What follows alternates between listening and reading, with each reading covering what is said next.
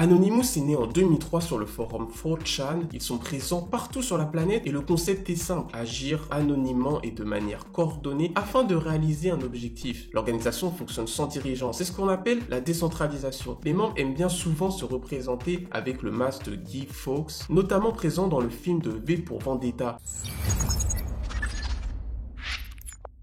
Anonymous prend connaissance d'un contrat passé entre la société Eplex et des studios de cinéma afin de lancer des attaques DDoS sur des sites permettant de pirater des séries, des films et des musiques, notamment le site The Pirate Bay. Le 17 septembre 2010, le groupe lance une attaque DDoS avec le logiciel Loic. Ils réussissent à mettre hors ligne le site web d'Eplex. Le groupe a ensuite ciblé les studios de cinéma ayant signé le contrat. Même résultat, les sites finissent par être hors ligne. Mais Anonymous rencontre des problèmes avec leur IRC, ils sont régulièrement fermés. Alors pour ceux qui savent pas, IRC ça veut dire en anglais Internet Relay Chat. En gros c'est un système de messagerie instantanée. Une fois de plus, ils s'organisent et décident d'héberger leur propre serveur IRC. En novembre 2010, le site Wikileaks, connu pour publier des documents classés confidentiels, dévoile des analyses diplomatiques de nombreux dirigeants. Et les choses s'enchaînent très vite. Amazon arrête d'héberger Wikileaks, PayPal, Mastercard et Visa arrêtent de fournir leurs services au site. Les Anonymous commencent à lancer des attaques DDoS. Toujours avec le logiciel Loic, ils réussissent rapidement à faire tomber le blog de PayPal. Le 8 décembre, ils lancent une attaque cette fois-ci contre le site principal de PayPal. Leur tentative s'avère pour la première fois inefficace, mais le groupe trouve un autre moyen en s'appuyant sur les botnets de deux cybercriminels. Un botnet, ou parfois aussi appelé machine zombie, sont un très grand nombre d'ordinateurs infectés. Leur tour de contrôle se trouvait en France. Elle infectait ses cibles grâce à des mails ou des clés USB piégées. 850 000 ordinateurs contaminés, passés sous contrôle des pirates pour attaquer des institutions ou des entreprises. Il relance l'attaque DDoS en étant aidé par les botnets PayPal et hors ligne. Le chercheur en sécurité Shane-Paul Correll a rapporté que les botnets avaient fourni 90% de l'attaque. PayPal a estimé à la suite de ces attaques que les dommages a coûté à l'entreprise environ 5,5 millions de dollars.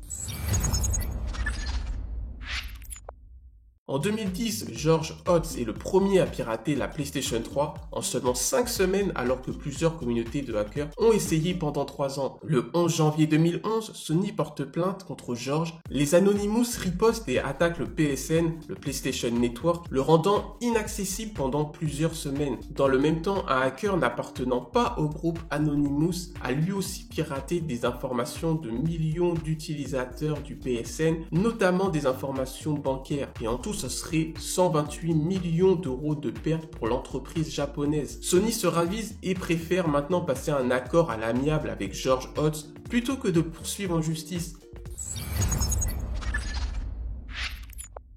Le 19 janvier 2012, le ministère américain de la Justice a fermé le site de partage de fichiers MegaUpload suite à des accusations de non-respect du droit d'auteur. Anonymous répond comme à son habitude par une vague d'attaques DDoS contre le gouvernement américain, le FBI et différentes organisations du droit d'auteur. Anonymous riposte, des attaques multiples et concertées se déclenchent visant à rendre inaccessibles de nombreux sites.